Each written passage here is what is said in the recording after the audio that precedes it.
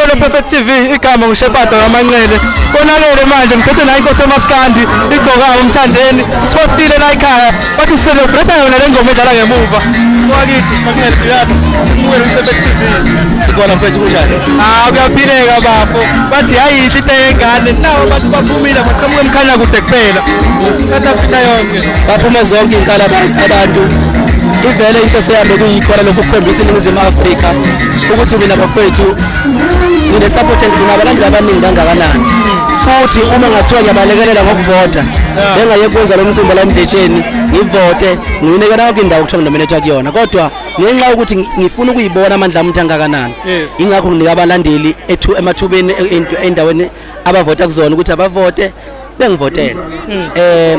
uma kuliwa nabo umuntu ebahlula ukuthi uhlule bona hayi mina so mina ke bafethu nginakho la ngikhona la Emdletsheni futhi angikho Emdletsheni kuphela ngokubona nje qhamuka abantu komsinga onquthu kuphi within 5 days umlando loqophekile akekho umuntu owakwathola ithuba lokuthi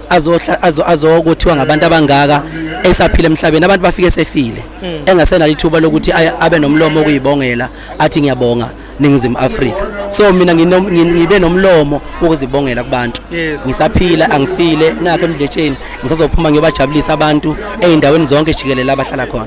mfethu uyabona abantu bakuthanda kanjani kodwa mfethu kuyamangaza ngani yakwethu kodwa ngiyajabula ngamali uthe nje bafethu wozana Emdletsheni so celebrate eParis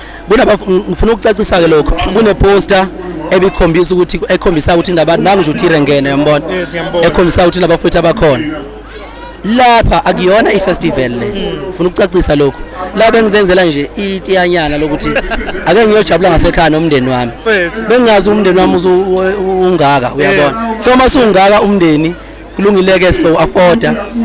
bazodla abantu basuthe bajabule ngibakhombisa uthando ngoba ngiyabathanda uthando abangikhombise lona ngifikelwa zinyembezi ngalo mfethu nathi sesikwazi ukusebenza ekhaya sayile emcimbini ekude sehleli la ekhaya sayisebenzela kuhle bona abantu esibagcina khona la emcimbini le OTV kodwa ubalandile intuthuko sibona ngamehlo siyabonga mfethu intuthuko ngihlezi ngihambisa kwezinye indawo ake ngikhombisa ukuthi kunjani kuboke intuthuko bafethu asikhulume lokho eNingizimu Afrika ngiyisilomo ngiyisilomo into yazi ngibe isilomo ukuthi ngoba ngu-original ngilo muntu engiyena mina mfowethu ngawuthole ngiphoxa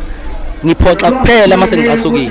sengakhulekela nokuthi ukucasuka kwami akube nelimit ngoba uma ngicasuka ila ngiphuma khona kwi-timing kodwa mangacasukile hlezi mfethu ngiyihlekela ngihlezi nginothando kubantu akekho umuntu ozophumisela ikanje namhlanje kuhle kodwa akekho